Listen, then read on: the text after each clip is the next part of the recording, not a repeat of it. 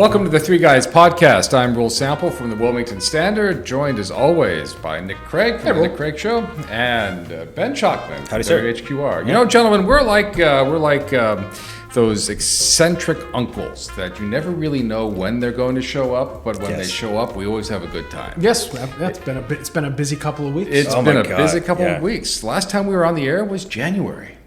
We were so young then.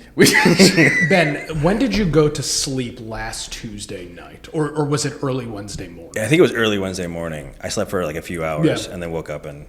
It's something always... Election day is great being in politics and in media, except for when the day rolls around and you're like, I just want to go to sleep. And you're like, oh no, here's another 30-minute victory or secession speech. It reminds me a little bit of my time in kitchens. On Valentine's Day, and to a lesser extent New Year's Eve. Valentine's Day is the worst. And because on the other side of the equation are people having just a wonderful time. And the candidates are all having a wonderful time. This is the culmination of all their hard work, and they deserve to celebrate. But political guys are just suffering, crunching numbers. refresh, display results. Oh, and then there's always one county who just like can't get their shoelaces tied, so then that pushes back everything an hour. But you kind of had, if I remember correctly, because I was up until 11:30, because I'm not the professionals that you guys 11:30 must have been nice. Is that it seemed pretty cut and dry here in New Hanover County by 11:30. Yeah, well, after I think the disaster that was the 2024 election here locally, they had no choice. I mean, when did those results come in? Like it was like 11:30 in 2024. They were stupid late. Yeah. And not just it seemed like everything went fairly efficiently, and the margins were pretty comfortable. Yeah. You know, there wasn't any. You know, there was one major asterisk, which I think we'll probably get to, but there wasn't any like, ooh, that's really close. Yeah. There was one hold up statewide. That county, which county was it? I think Ms. Burke or somebody. Yeah. They had an issue opening the polls, so they delayed everything by an hour. But to the New Hanover County and a bunch of the other state boards or county boards' credit, as soon as 8:30 hit, which was when that location closed, early voting results were available in like 15 minutes later. And what most people don't know is that the Board of Elections was operating with a brand new executive director, and quite a few of their important staff had resigned a week or two before the elections. And a lot of change up at all the local county boards too. Yeah. They had, some of them had some tests in the municipals, but those are so much smaller, half the precincts. Yeah. It's a good dry run for what'll hopefully be big turnout in November. Yep, and we're going to get more talk about politics real quickly, but just on the other side is that fighting between the U.S. and Israel intensified today. Got a whole bunch of things going on. You mean Iran? Yeah, sorry. That would be news. That would be news. You heard it here first. AIPAC would be very upset. I've got to go cash a check. I'll be back. So that's right. So U.S. and Israel, the Iran intensified its fighting between that coalition today. I don't know. I really don't understand Iran's whole strategy here is that instead of just fighting back at Israel, they just launch their missiles everywhere they want to go. They've got Israel demolished their Air Force. Yeah, there's like a guy that gets access to something and they're like, press the green button. And their ballistic missile program has been really their only deterrent. I mean, that's what they built the underground caves for. Yeah. Far more so than for nuclear enrichment was for that ballistic missile program. It's been that, and proxy terrorism has been the two prongs they have to rely on. Yeah, and all that is now decentralized. So these folks that in all these other, they have no real central communication. So these guys are just acting on their own now. It has been cool as an amateur radio nerd over the last couple of weeks. There's been a lot of chatter on VHF, which is cool to hear the U.S. communicating. People are probably familiar with the number stations, these old, back in the Soviet era of these radio broadcasts that would lay out these codes. The U.S. is actively doing that, which is kind of cool to listen to. During our last show, we talked about how the Board of Education seems to always be involved in everything. Can we actually account for all the Board of Education during those first hours of the invasion? That's a great point. It's a great question. we really can't. No. Have you ever seen the Ayatollah and David Perry at the same place at the same time? Yeah, drinking beers, smoking cigarettes at Waterman's Brewing a couple of weeks ago. And you know what, folks? You don't know this, but right before this podcast, we said we're not going to talk about David Perry, but that, you brought that in. That was a side quest. It's over now. It's over. It's done. Hey, we should just say briefly, it has been really interesting watching the giant American filtering system, Trump good or Trump bad, try to process the war in Iran. Yeah. I mean, there are, I think, lots of fair criticisms, but clearly, like, this is a bad regime, far worse than I think any other, especially if what you really care about is human rights, specifically if you're caring about the rights of the queer community and women. It's like hard to find a worse offender than Iran. Yeah. And so watching people try to thread their ideological needles or give up and say, admit, I have mixed feelings about this. That's been tough for people to do. Yes. Yeah. I am actually going to be having on the Standard podcast next week. The Ayatollah. No, the Ayatollah. The new one. The new one. Who apparently was V2. wounded. I saw a thing before I left. He was wounded. It said he was wounded at the start of the war. And I was like, I don't know what this means. So was he hurt originally in the original blast? And I don't know if he's in a coma or something. I have no idea. What's interesting, it's the second son. Was the first son killed already? I don't know. I don't know about the There's first a lot of son. sons. There's a lot of mullahs. And he's supposed to be worse than his dad. I will say this: it is. I've talked about this on my show plenty of times. YouTube TV, not a sponsor, has a great feature with their news multi-view, and it's Fox News, CNN, MSNBC, and BBC America or BBC World Service. I've been watching a lot of BBC over the last couple of weeks. It's amazing to see what that coverage looks like from a depth and information standpoint versus the U.S. Because you have Trey Yingst on Fox, and then CNN has a guy that's there, and that's it. Yeah. BBC's got these guys all throughout the Middle East who are there all the time anyway. Yeah. Because that's what the BBC covers generally. So it's interesting to check out the international coverage of international events, because the American media and honestly, I don't think people really know to care. They're is anybody dying? Can I see something get blown up? They don't care about the in the weeds stuff. What gets me is that people are saying, well, we're engaged in another forever war. It's 13 days old. I mean, Ben Shapiro said it takes cottage cheese 13 days just to go bad in your refrigerator. We're not there yet. I understand the concern about another forever war, but I think you get a couple of things can be true, right? On the one hand, from people who I've talked to who are less partisan about this, I wouldn't say anyone's not partisan, but who can dial that back a little bit. They would say, regime change, we have a really bad track record. We're 0-12.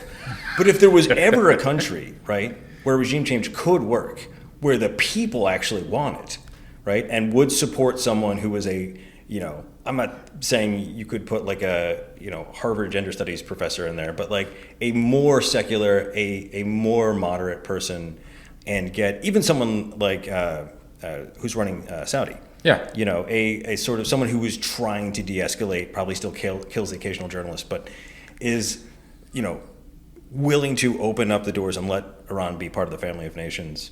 There's a way better case to be made for Iran than there was for Afghanistan. Yeah. Or Iraq, where we were just we'll just wander blind and drunk into a civil war and be we'll just give the keys to the other guys. Yeah. That'll work. Isn't there a prince in waiting someplace, an exiled prince of Iran? I have no waiting idea. For it's so confusing.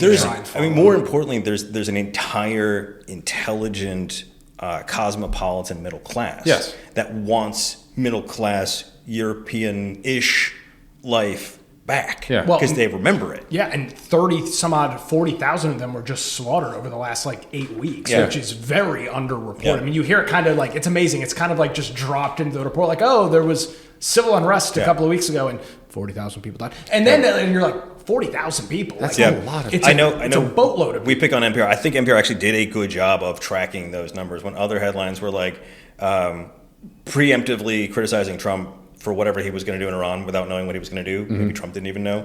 But at least NPR was the state is killing Yeah. thousands of, if not tens of thousands. Well, of I protesters. remember when Trump did it was like an Air Force One gaggle or something. Yeah. He's like, they're killing thousands a day and thousands of people a day. And these reporters are like, that's not true. Yeah. And then like 2 weeks later, you're like, oh yeah, they killed like 4,000 people. Every once in a while, the crazy stuff that comes out of his mouth is, is 100% accurate. And they were in fact killing thousands a day. I'll say that. So on the one hand, I'm personally not in favor of regime change. I've lost too many friends, too many family members. It's just been too bad.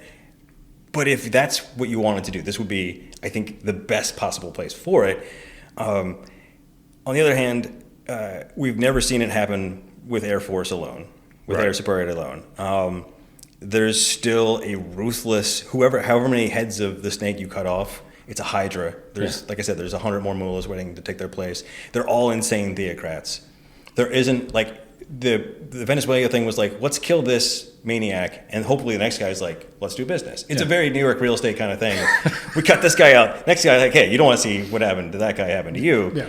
Every next guy up in the ranking in Iran is equally insane and theocratic. Because I think one of the stated goals of the United States and Iran was to clear the way so that the Iranian people can take over the government. Yeah, I mean, Trump's speech that he gave at, 2:30 in the morning Eastern time a couple of Saturdays ago was exactly that. I mean, he said, I think almost quote, I'm speaking now to the Iranian people. Get out and fight for it. And so the message was very clear. And from a purely political standpoint, Trump he's pretty vulnerable with this. I mean, if it turns into not a forever war, but if this lingers on through the remainder of his administration, rightfully so, you'll have a lot of people on the right that have been critical of the McCains and the Lindsey Grahams and the war hawks of the GOP.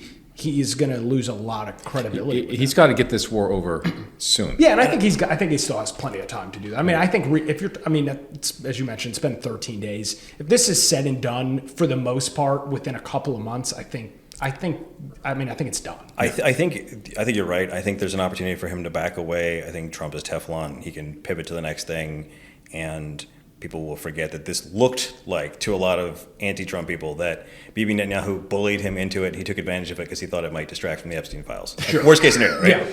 Yeah. But that would be, to me, I mean, and again, this is the kind of thing that Americans don't get super passionate about, but like, what a tragedy for the Iranian people to be like that close, for Trump to say help is on the way. Like, they will remember that for generations. I think American voters will remember that. Yes. They're already, some of them have already forgotten about it. I mean, it happened a couple of weeks ago. What would be concerning, I think, to the no forever war people was if we start hearing Trump or the Trump administration or Hegseth saying things like, we're going to, our intelligence agencies are going to provide limited support because that's how we got into another very sticky war. We'll just send a few CIA advisors to help out. And then we're just going to send a couple of platoons, and then we're in a 12-year conflict with thousands dead. Yes. So, or it could even be worse. They could send in the UN. Yeah. But I will say, I mean, just kind of wrap it. The one good thing about Trump, good or bad, whether you like him, he knows and he has made it clear that he is not a forever war guy. And so I would find it astonishing, even if the situation that Ben just rolled out comes to fruition where it is limited resources, boots on the ground. I don't see a situation where at a certain point he doesn't go, obviously this is not, we're not doing this, everybody back. Like I think he understands the political stakes with it, and he's not going to fall for it's political suicide. Some bullshit trap of, now we're stuck in this war forever. If it's not working, he will walk away. Well, it's not the first time we've seen him be like, this isn't working. So it sucks for the Iranian people, but so be it. He's not gonna sink the Republican Party because of it. It's not the nation building of the Ronald Reagan. No, I don't think so. Well, in case you folks didn't notice, we had a primary election here in New Hanover County last week. That one came up quickly. I'll tell you what. Has it ever been that early? It always is, outside of 4 years ago when it was in May. The state was about 20 years ago. I think the state moved it from a May primary to a March primary. To get it over with. And the last time we saw some of these candidates was that strange May one where we all kind of got a break. After 1 day of candidate filing. Candidate filing opened, everybody rushed to the thing, and then the next day the state board's like, and we're closing it because there's a lawsuit. They can keep it that early if they want to, but 2.5 weeks. 2.5 weeks. Yeah, the early voting. Well, depending on what happens, it doesn't. It seems like it's done now. But Phil Berger was out at the polls every day, according to his social media. Mm-hmm. And so if maybe nothing else comes from what will likely be his election loss, maybe he will spearhead the effort of shrinking the early voting period, because I would imagine he was miserable standing out there for 20 some odd days. And he is, has that race been declared? No, it hasn't been declared, and there will be legal challenges, but in all likelihood, he's toast. And there, he wasn't the only. He wasn't the only incumbent. 9. If when that result comes official, which is set to happen on Friday, but presumably they will sue and it'll go on. That'll be the 9th Democrat or Republican incumbent to lose in the General Assembly. That's amazing. So let's turn to New Hanover County. I've got the results. You've got the results right here. I've got the results right here. They have been kept in a hermetically sealed mayonnaise jar.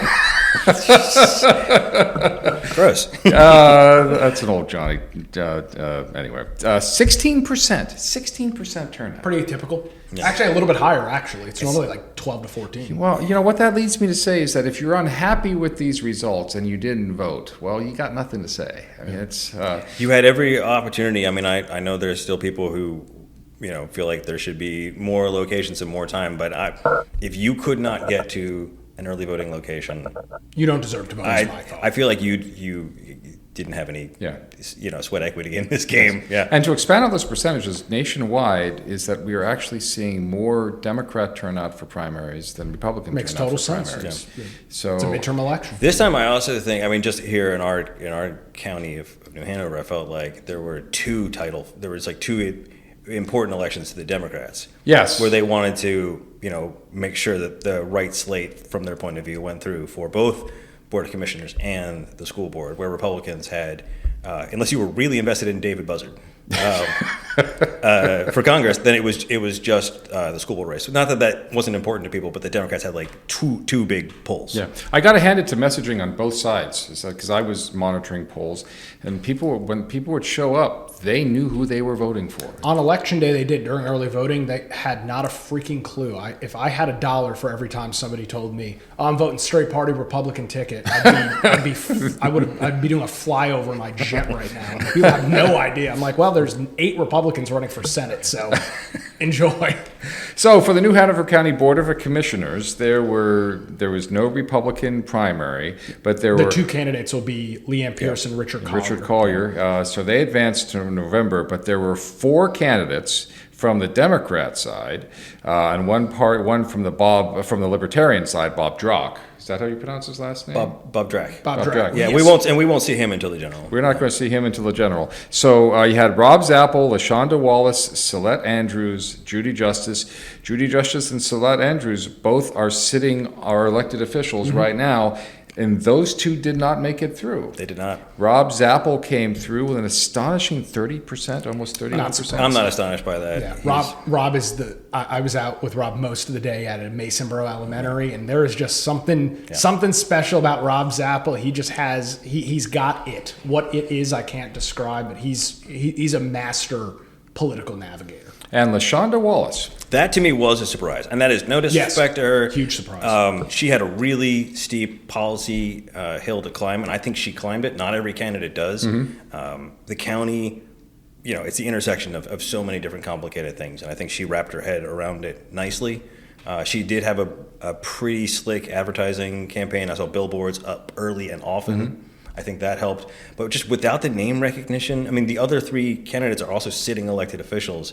That's just a lot of headwind. So I'm impressed. Well, she's one of 2. We'll get to the other one here in the education. She is actually a PhD type. She is Dr. LaShonda Wallace. She's Dr. LaShonda Wallace. I didn't see a Democrat ballot. Did she have doctor in her name on the ballot? I didn't see it. I'd be curious because that you have a generally an uninformed electorate seeing a doctor on a ballot, which I don't remember if that's allowed or not. There's some weird rules about that. Yeah. That very well can get you thousands. Did Amy Dunning put doctor on hers? It did not say doctor. No, but in all of her advertising. Yes, she just said. Now, she worked hard for it.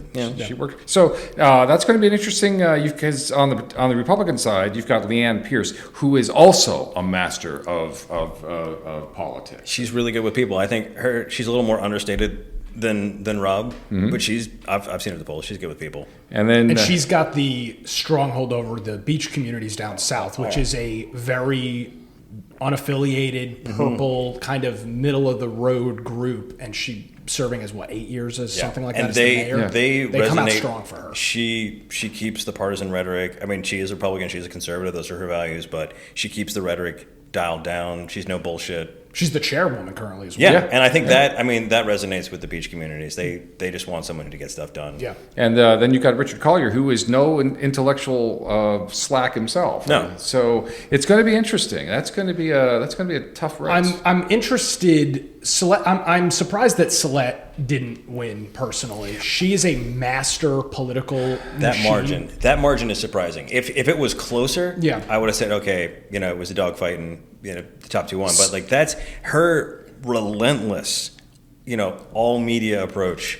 And she's good. I mean, she's good. As a conservative, Celeste Andrews, I find dangerous. She's a very savvy political She'll be very happy to hear that, I'm sure. It's the truth. And she has done a really good job at getting all of the crazy leftists out at city council meetings during the last couple of months. Those people were in those rooms. Celeste was driving them through her social media. She's a Substack or some sort of blog that she's gotten some traction with. I was shocked that she didn't end up in the top 2. So she was more than 2,000 votes behind LaShonda. That's a political bloodbath. I mean, that's not close. And Judy Justice was almost over 4,000 votes behind LaShonda. I feel a little vindicated here because I had wondered, maybe too publicly, whether people thought, Judy, she's a hand grenade, and the school board is the appropriate place for a hand grenade. But this is the county commission, and it's it is almost more serious, and we need someone who's more disciplined as a politician, and that what feels good, especially for a minority party on the school board, for someone who's going to scrap and fight, didn't feel good for people for the county commission, and this at least tells me that that's how Democrats and Eunice felt. And I don't know that her campaign did not seem very organized. I don't know if she's never been a big dollar raiser. She raised almost nothing in her school board campaign. She was definitely sloppy with her digital advertising because they were on my Facebook feeds every day. She didn't win your vote? No, unfortunately, as a registered Republican, I wasn't eligible. But she was obviously not probably spending money to target. I mean, I should not be in a Facebook ad buy for a Democrat. That doesn't. I'm not never going to vote in a Democrat primary. As a registered Republican, I literally can't. So I don't know if she worked with anybody, but I would suspect that was probably part of it too. Yeah. What didn't seem very organized. I mean, her grassroots supporters have carried her, and then dropped her, and then carried her. Yeah. And it has been hard to sort of track that. But again, I think the through line was when people wanted someone who was going to get in there and throw haymakers on the school board, she was their gal. And I don't think that's what people want for the county. And it's also a much smaller body. I mean, it's a 5-member versus a 7-member board. I mean, not that your vote is more important there, but it kind of is when there's literally percentage-wise, it is. And there's one, presumably at any given point, it's either a Republican or a Democrat. I mean, you could have it stacked one way or the other, but typically it's either Republican by 1 vote or Democrat by 1 vote. That's it. That's how the commission's been over the last period of time. End of the political road for Celeste and Judy? For Celeste. Not for Celeste. Judy, I mean, I don't think Judy's a very good speaker. I don't think she resonates. She resonates with her grassroots people that Ben just mentioned. I don't think she's palatable generally to the voter across New Hanover County. Yeah, I mean, she's got 2 more years in school board, so you imagine we're in 28 on the school board. There's going to be a ton of anti-Trump sentiment. It depends what the school board looks like at that point. I could see her having one more chance at the school board, but as far as higher office, I think this is kind of demonstrative. So, the real interesting race happened over in the New Hanover County Board of Education. Isn't that amazing? Isn't that amazing? The group that you need to go to Regal and spend $17 on popcorn to watch their meeting. Right. Had an insane primary. Really. We'll start with the easy one. Republican primary. Pat Bradford was the top vote-getter. She actually even brought in a higher percentage-wise than the top Democrat. Yeah. She's a master of fundraising. Josie Barnhart came in. Dr. Amy Dunning, a newcomer to this whole thing. Newcomer.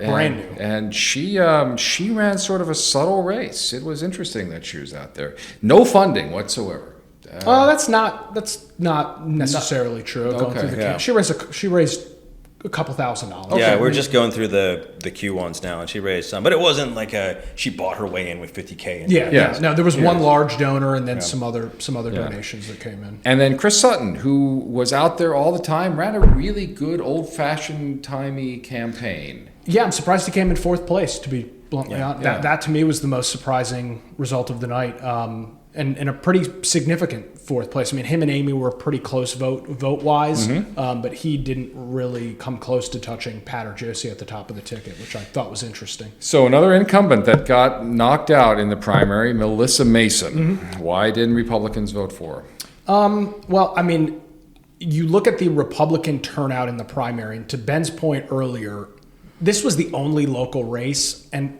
I say this to people all the time, and it's not meant with any disrespect. Nobody really cares about the school board. They might claim that they do, but they really don't. And these numbers, I think, back it up. I mean, if the school board was this shining city on the hill that everybody wanted to be at, you'd have greater turnout on both sides of the aisle for it. It's flash panny. Yes, there's some culture war issues that tend to drive a little bit, but when the rubber meets the road, I don't think most people truly care who's on the school board. Again, based on the numbers, we have 144,000 registered voters in the county, and you do the math on these candidates, and you already talked about it. Well, it's 16% turnout. 16% was so it's very low. I think because of that, she did not have a very strong ground game during early voting and on election day. That's where those races are won, when the turnout is far less than it even was in 2022 for these same candidates. I mean, when you compare Pat, Josie, and Melissa ran together in 2022, they all had significantly higher numbers in that election. This was a ground game issue for Melissa. She had no representation out at the polls at all. And there was like, to your point, because the turnout is less, there's just less room to play with. I mean, you had 6,000 votes separating first and sixth for the Democrats, and like what, two? I'm looking at, I'm cribbing your notes, but like 2,000. 2,000 between last and first. So there's just not a lot of wiggle room. I honestly think, I know some conservatives who just, again, didn't know much about this. And so any negative thing that they hear about you is kind of enough when you're just, you're kind of zipping through the part of the cat test you don't care about, just filling in bubbles. And it's like, oh yeah, I do remember hearing something about whether it was the dust up over AI or the appointing Democrats onto a committee. Like, these aren't policy wonk people, but they're like, if that's the one nugget of information you have, sometimes that's all it takes. Yeah, and getting elected chairwoman last year with the coalition of Democrats. I mean, that. Just to that point, like we saw that with Nelson Bollier on the Democrats, where there were people who were still mad that he voted for a Republican. When we get to that, I've got a great story for that. So I find it interesting that she's, by the way, the current sitting vice chair of the school board. So this is a kind of a lame duck remaining. It's going to be an interesting term. With everything that has happened over the last week, yes, it's going to be very interesting. Surprise, surprise, boys! It's going to be an interesting year on the school board. Can you believe it? Maybe she'll join David Perry over there in the Libertarian. So that's two. It's interesting that the election, if I remember right, this was the order of the ballot too.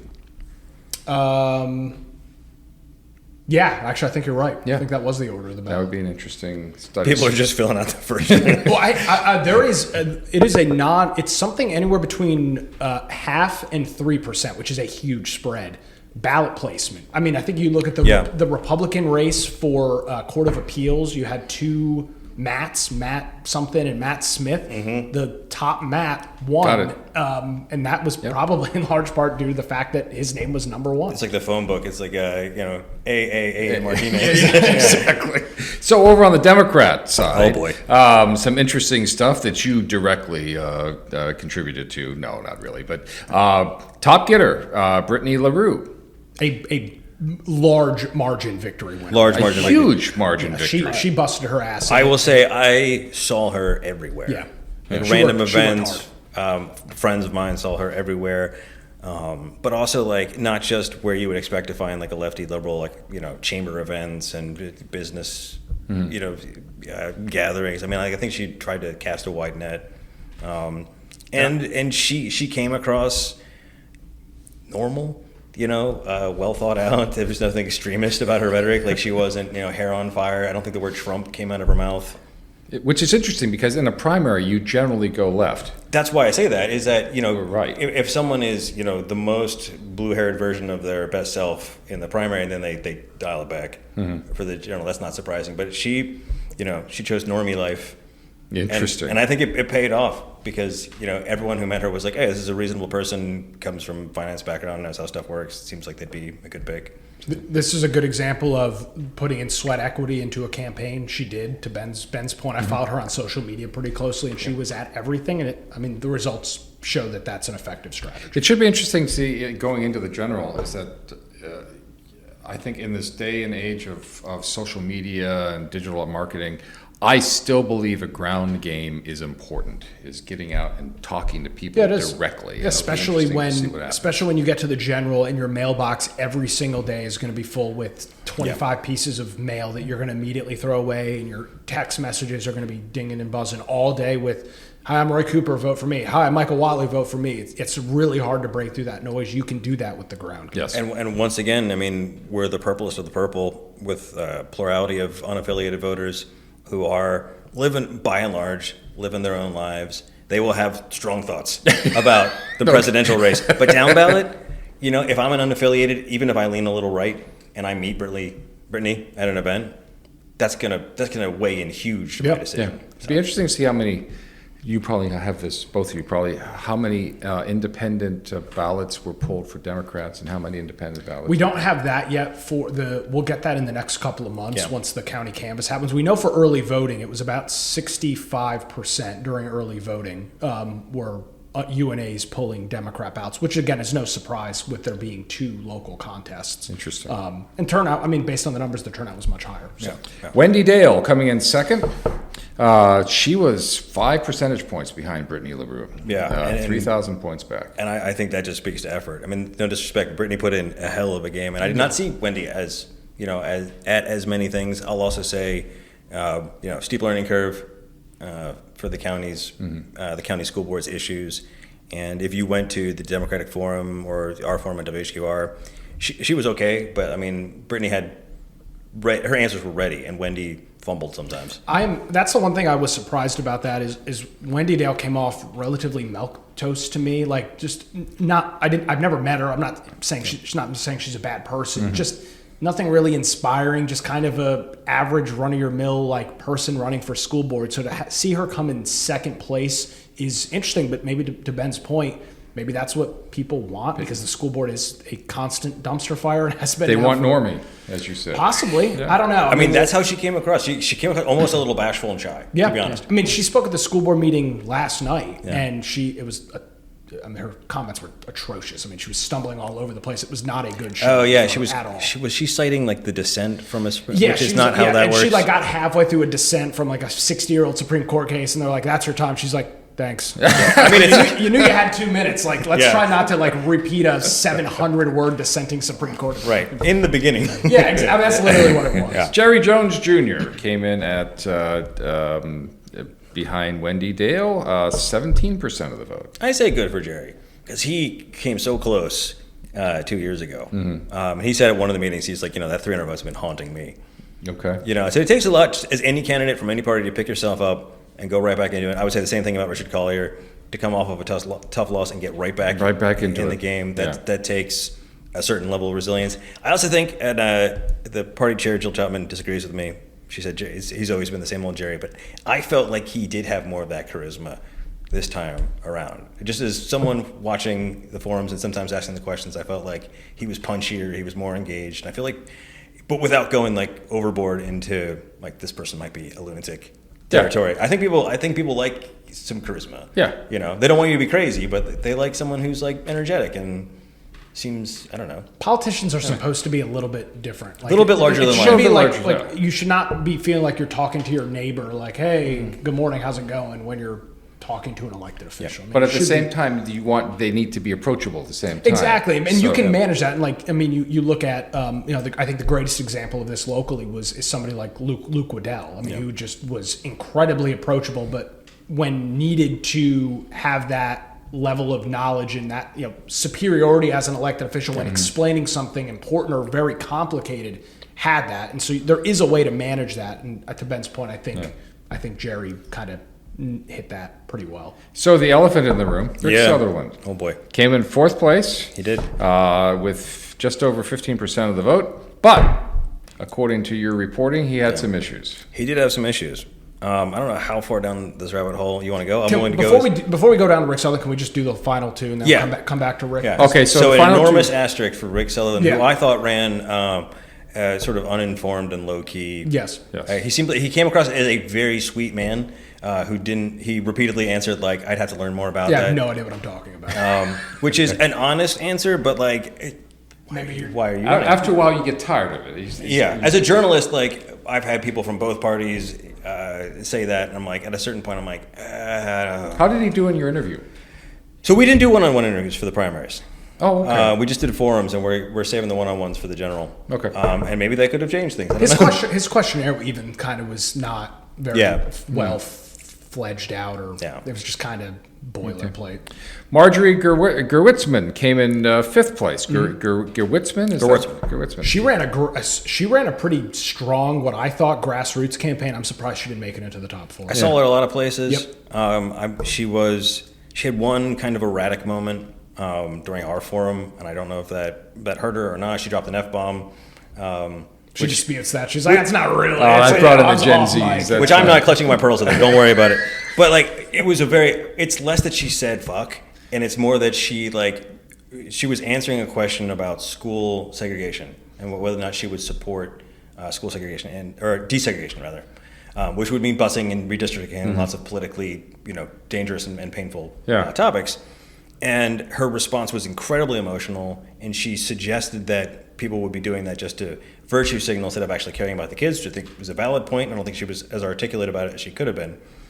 But she also did this weird thing where she was saying, she was calling up the memory of Williston, the all-black high school which was shuttered during Supreme Court ordered integration. A huge tragedy in the black community in Wilmington.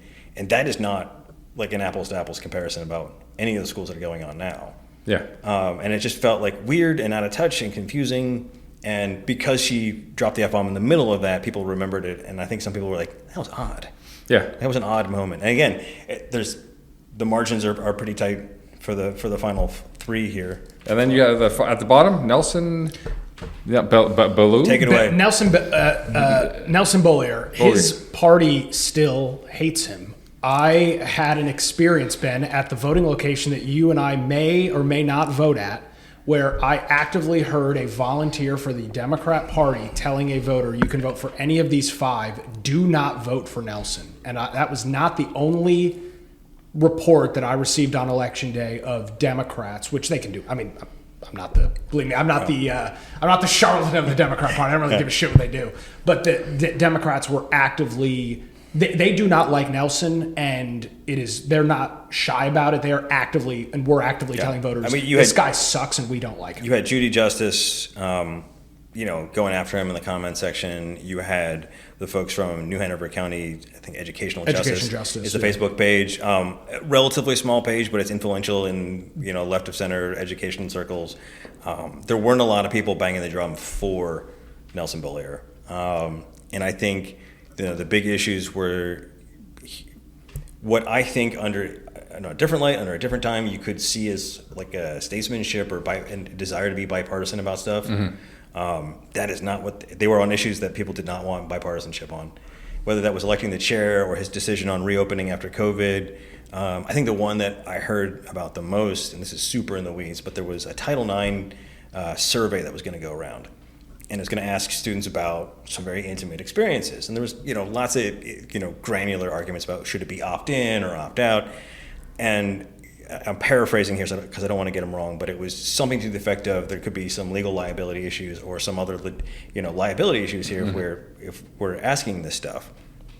And at that moment, it just felt like anything short of a full-throated defense of maximum transparency around child abuse, you might as well be on the Epstein files, and that's yes. It's been years, and people are still bringing that up. Wow, it's the kind of thing like who voted which way on a survey from 6 years. Like that sounds crazy, but that's what I was seeing in the comments.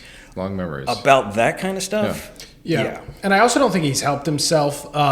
If you're lucky enough to be friends with him on Facebook, he typically kind of rants. And I mean, I don't personally know Nelson. I don't like him as a politician. He rants like an insane person on social media consistently. Yeah. And I think, when we just talked about Brittany LaRue and Wendy Dale, and we'll get to Rick Sutherland shortly. I mean, they were, yes, they're left of center. You could argue some of them have, including Brittany, probably some pretty progressive ideas, but they don't appear to be an insane, unhinged person. Mm-hmm. If you are on social media and come across Nelson's Facebook page, us on the right would say he is a textbook case of Trump derangement syndrome. I mean, we're talking 1,500, 2,000 word Facebook posts about how it's just it's unhinged insanity. Wow. It's not a good look. The last thing, I don't really disagree with that. I think there's a kind of candidate who either they have TDS or they're just very, very unfond of Trump. But I feel like you do have to make some case. I feel like the magic power of Trump as a projected enemy has faded a little bit, and now you've got to draw the lines. I mean, there's cases to be made. Trump made this policy change that runs counter to our liberal views on whatever issue, and now we've got kids struggling, or now we have this financial issue. But it was during one of the forums he was just going after Trump for the Obamas as apes meme. Yeah. Which I found really offensive and racist, but didn't really have anything to do with the New Hanover County Board of Education. If you're going to be that kind of person, again, you're not going to win over Republicans, but you don't need to. You need to win over unaffiliated voters who somehow see the policy and cultural connection between what you're mad about in D.C. and here. Yeah, so I would suspect he is spending way too much time watching and or reading and or listening national news, and it's hurt him politically. So it sounds like if you're going to do a rant, at least write it out, then put it into AI so it shortens up. So can people yes, please shrink this. Oh God. So Rick Sutherland. Rick Sutherland came in fourth place. Now we need to be very clear that some of these accusations are not against Rick Sutherland. Yes. And in reality, the other person involved in this, those issues were taken care of years ago, but Rick Sutherland well, you tell the story. Yeah, I'll give you the short version and then we can unpack it as much as you want. Mm-hmm. So the short version is Rick Sutherland lives with a man named James Osborne.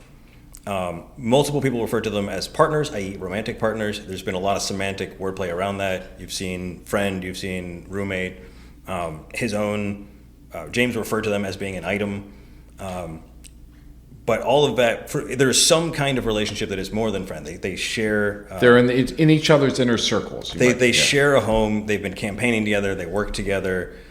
James has come to many, many events that Sutherland went to. He went to the governor's mansion. He was at schools. And Osborne is a registered sex offender. And there is a long and complicated and some would say convoluted backstory to that, which we can unpack if we want. But Sutherland believed that Osborne's conviction was unjust and that it shouldn't have happened. But he also did not tell the Democratic Party or the public that the person he was in a relationship with was a registered sex offender and will be for another decade. And from the Democratic Party's point of view, their argument has been, our bottom line is dishonesty.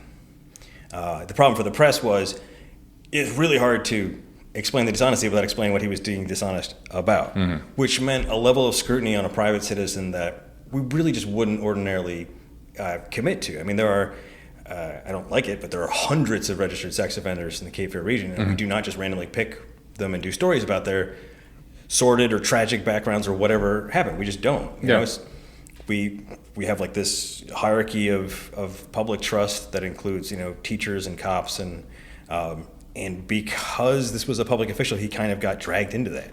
Yeah. So that's kind of what happened, and so we didn't find out about this until the afternoon of primary election day. Yeah, this is to me where, as a tinfoil hat conservative as I'm known to be,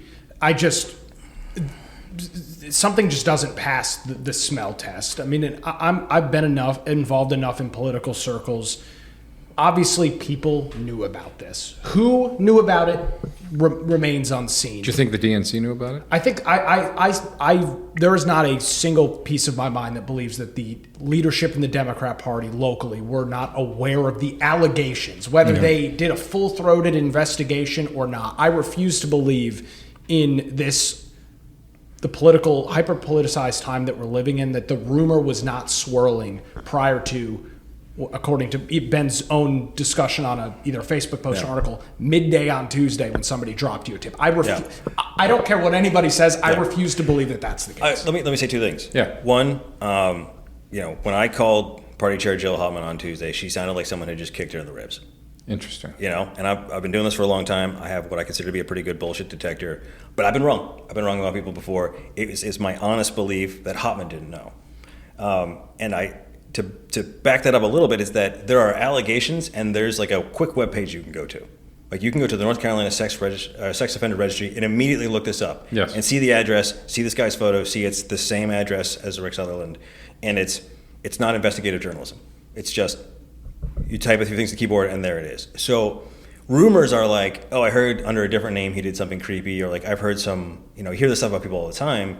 That's going to require some anonymous sourcing, you're gonna have to triangulate stuff. This was not that. So if they knew, they would have known immediately, and you would have been able to vet this out very, very quickly. I felt like Hopman didn't know. I could be wrong. But as Ben Franklin once said, 3 people can keep a secret if 2 are dead, right? I agree with you that it beggars the imagination that only James Osborne and Rick Sutherland knew about this.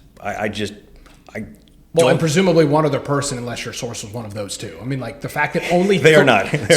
Only 3 people knew about. We know how nasty local party politics can get, and they are ruthless, especially for the school board.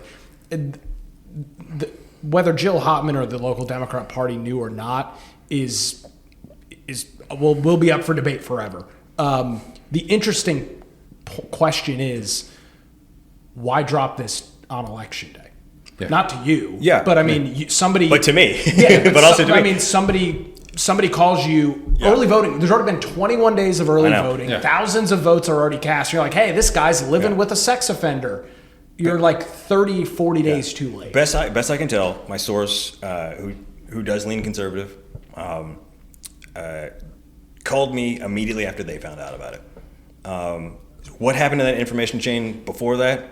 I'm not going to pretend to know. Mm-hmm. It is my sense that it probably bubbled up from law enforcement somehow, but I don't know. I don't know.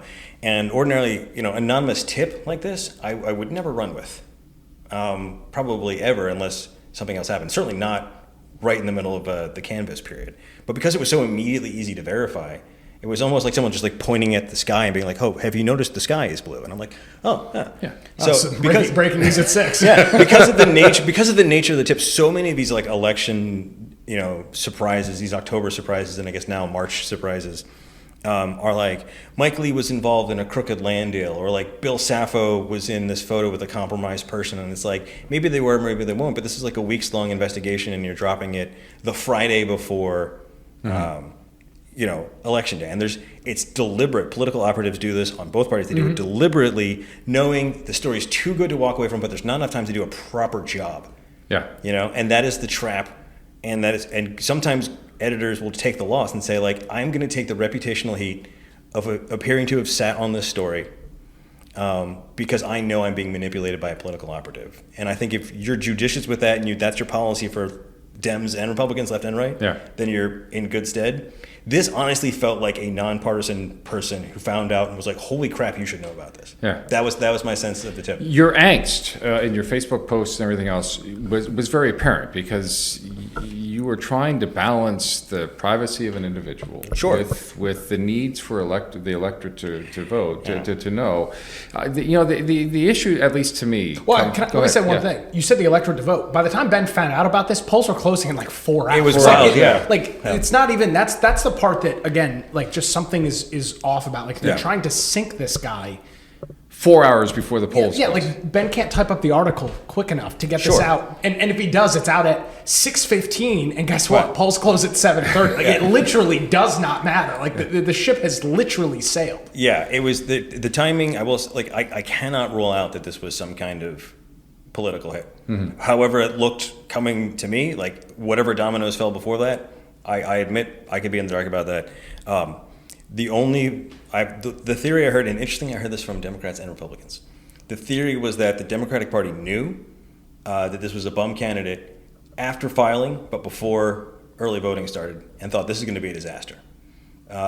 So the best thing we could do is wait and then nuke him after voting ends, right? Yeah. And then we will be able to, our executive committee of the New Hanover County Democratic Party will be able to elect a better candidate since this guy was so tainted. And then we basically get, if he loses, we don't have to do anything. Yeah. And if he wins, then that's what we do. I will say that is plausible. It is funny when my Republican and conservative friends suggest this theory, having also mocked the Democrats of being completely incapable of pulling off any kind of political. Touche. Yeah, Touche. they can't be morons and playing 5D chess. But that is the one theory. But that's the kind of I don't want to say mental gymnastics, but that's the kind of complexity you'd have to imagine. Yeah. If it was that. I don't personally think it was that, but I understand once someone lies about something like this, then I think you've invited skepticism in the room and it's not going to leave.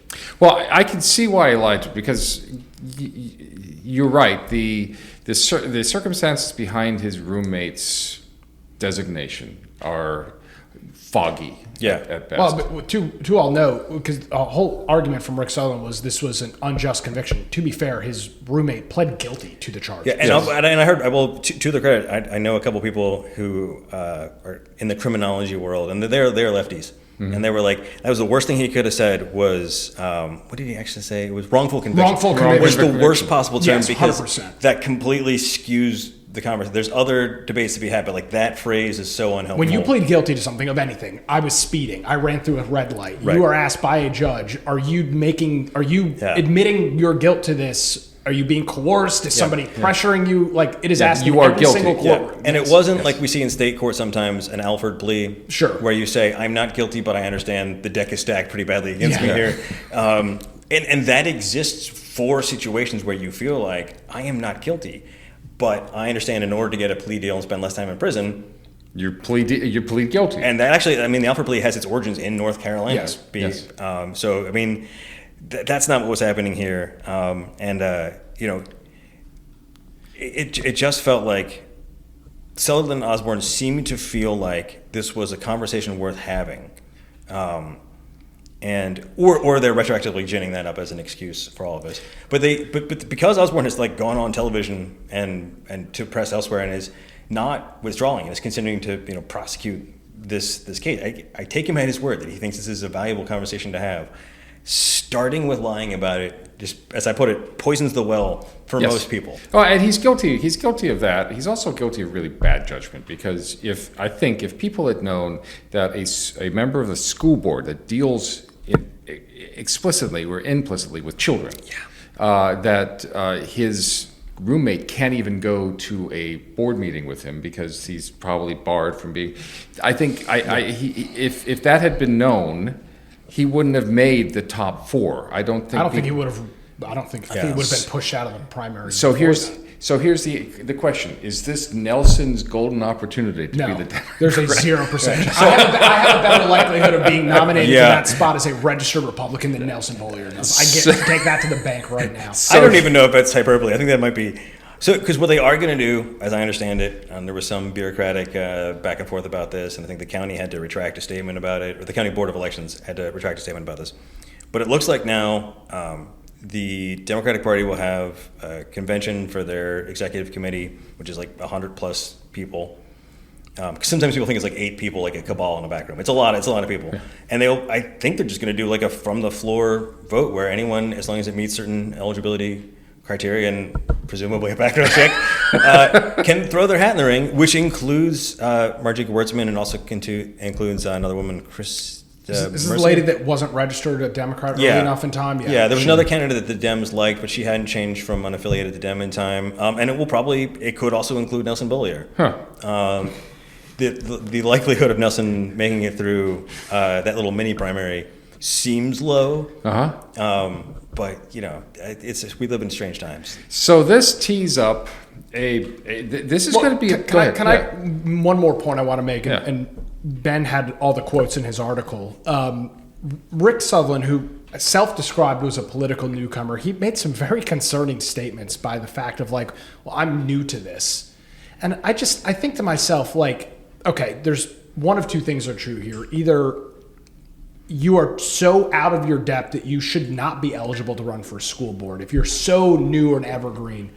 Or secondly, you are just so full of shit that you're willing to say anything. One of those two things has to be true. There is no human being on the face of the earth that believes that living with a registered sex offender and running for a school board member could not create a conflict. You'd have to be, especially in New Hanover County, you have to be out of your fucking mind to think that, like, oh, people are going to bat an eye at this with 30 years of the most atrocious assault of children that you can imagine by a public education system.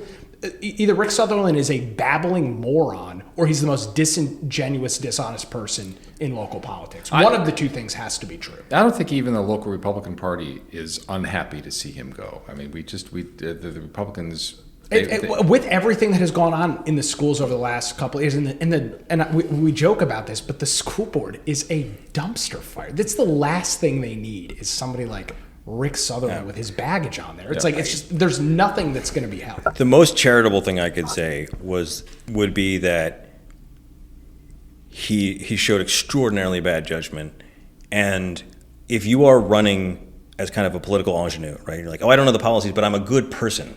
Right, and I have good morals, and I have a good head on my shoulders, and I will figure it out. And Lord knows we've seen plenty of candidates do that, and occasionally be successful.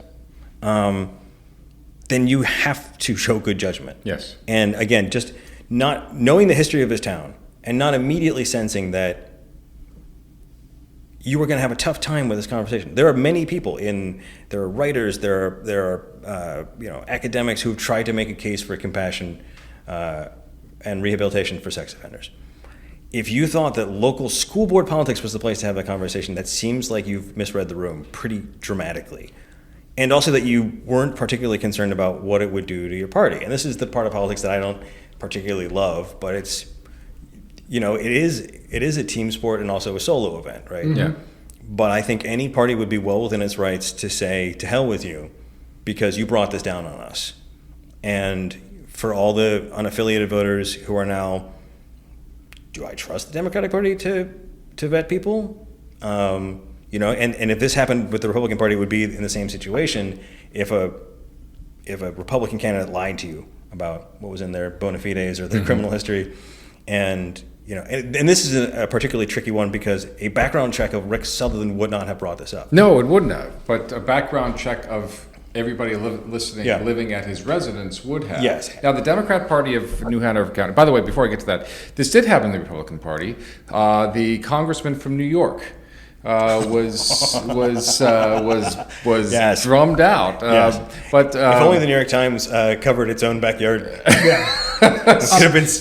There's one other interesting angle of this that I'm currently digging into and trying to figure out is that not only Rick Sutherland but his partner worked at Thalian Hall, which is a city-owned property, correct? It's managed by a third party, but it's owned by the city, I believe, is how that works. I believe it's city property. Well, it used to be town hall. All I do know is that it's the recipient of a lot of school programs. Yeah, and it receives a boatload of city dollars. Yeah. This guy was also working at Thalian Hall with the potential of access to children there as well, and I'm wondering where there was a lapse there for some sort of background check. I mean, whether it's Thalian Hall conducting it as a private employer or the city of, I'm not saying he wasn't a city employee, but the city of Wilmington who funds Thalian. I need to double check that. It was my understanding that this city was like leasing that space from Thalian Hall. Okay, chambers. That might be the case. And then they got rid of that when they moved to the shiny penthouse. That very well could be the case. There is something there, but you've also got like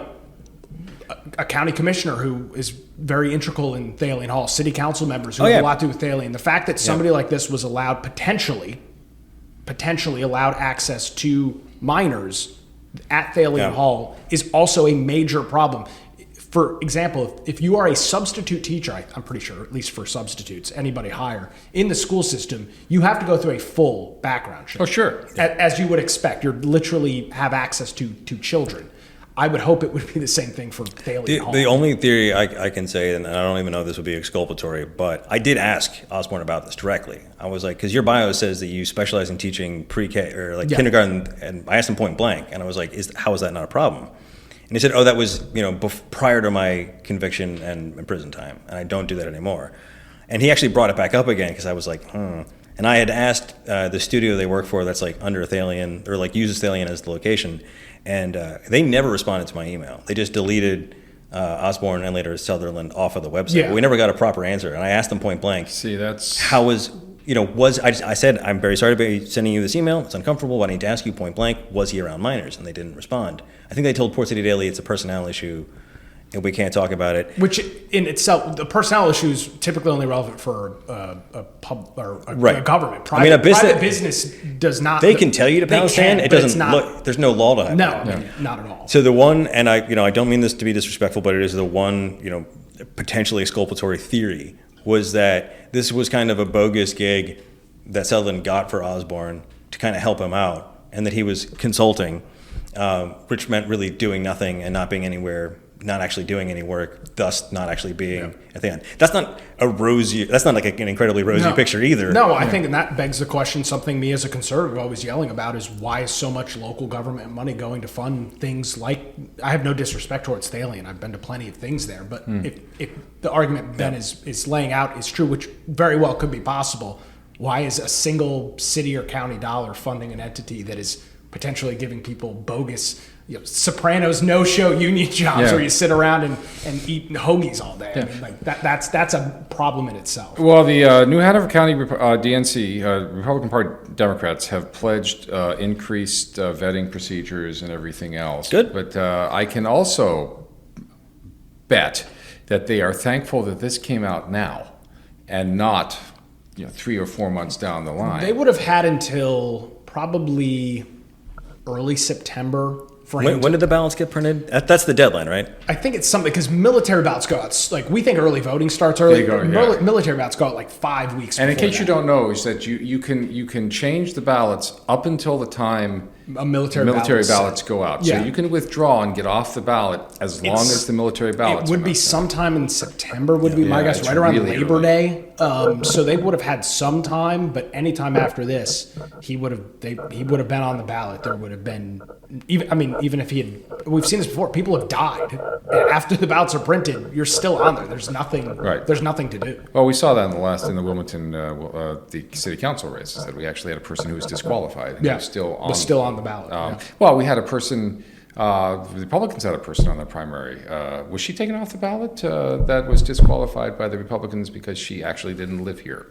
Yeah, there's been problems like that in the past, but once the ballots are printed, it's kind of a done deal. So once again, in November, it's going to be Pat Bradford, Josie Barnhart, Dr. Amy Dunning, and Chris Sutton on the Republican side versus Brittany LaRue, Wendy Dale, Jerry Jones, and TBA, whoever Nelson were rooting for you. So, and then other ones, the other statewide candidates in upcoming shows, we're going to talk about some of the issues that these folks are going to face. But the U.S. Senate, no surprises here. Least shocking thing has ever happened to me in my entire life. Roy Cooper, 94%. What? And Michael Whatley, 74%. I got to tell you, I was actually sort of angry that we had a Republican primary. I think this is going to be a useful map for folks who are trying to understand what's going on in different counties on the right, because you can see these also ran numbers as the burn it down contingent. Yes. So you expect to see more burn it down folks in Pender than Brunswick. So you can kind of see it as a heat map of where what do you call them, Grinos? Grassroots in name only. Yeah. Which I love. That's great.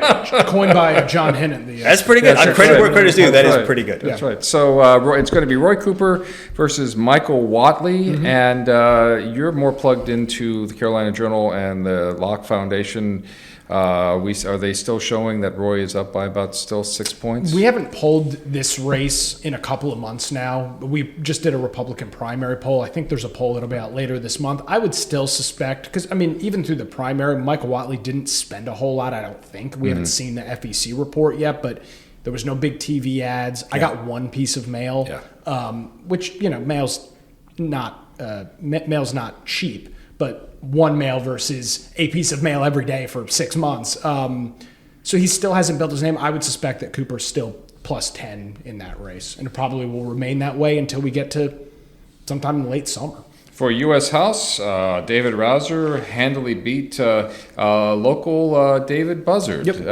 I don't think Mr. Buzzard's political career is quite over. I think he swung for the fence to.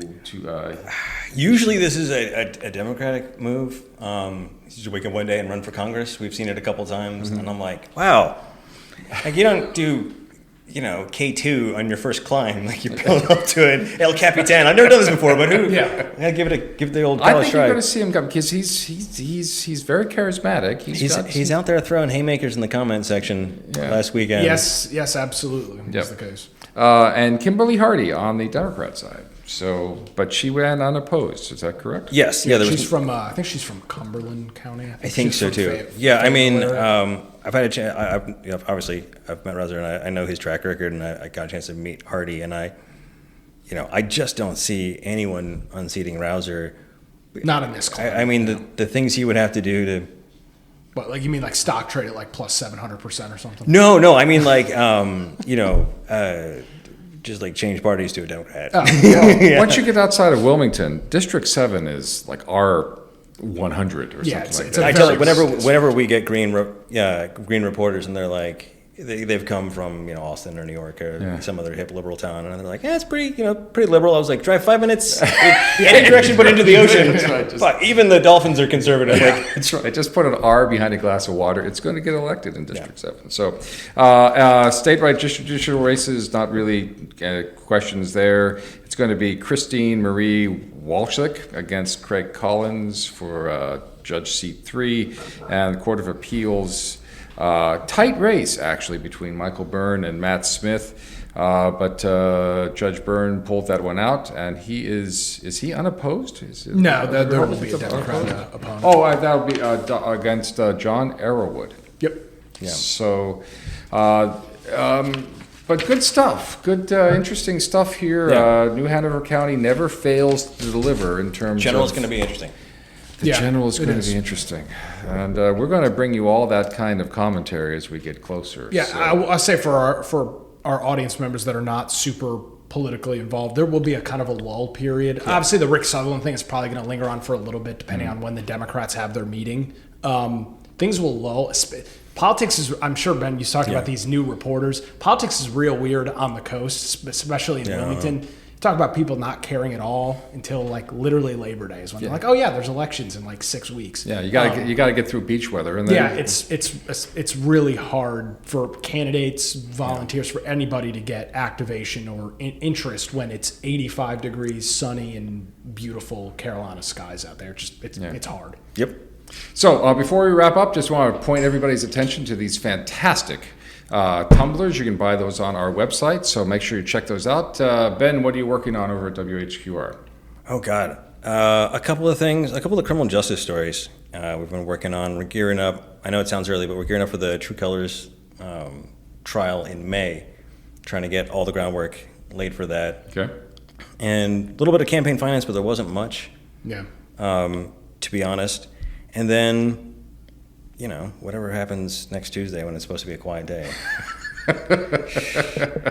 And what's going on over at the Nick Craig Show? Just recovering from the election. Still a little bit of a hangover. Keeping a close eye on the race between Phil Berger and Sam Page up in Rockingham County. What that's going to mean? Does Phil Berger, regardless of whether he wins or loses, will serve for the remainder of his term? What does that mean for stalled budget negotiations? Does he go scorched earth on stuff? Will he just not call the Senate, which he has the right to do, into session at all? So it's going to be interesting to see what goes on in Raleigh over the next it's a much shorter session, probably 3 months, 3 months. I think they're expected back next week. Next month. And you were on the air. Both of you were on the air the morning after elections. Oh yeah, I was on at 5 o'clock. Yeah. Yeah, I'm surrounded by men. Wow. Yeah, Sleep is You're for the surrounded dead. by Red Bull and coffee. Yeah, a lot of coffee. Like if you're making a second pot of coffee as you're drinking the first cup, then you're into politics. There you go.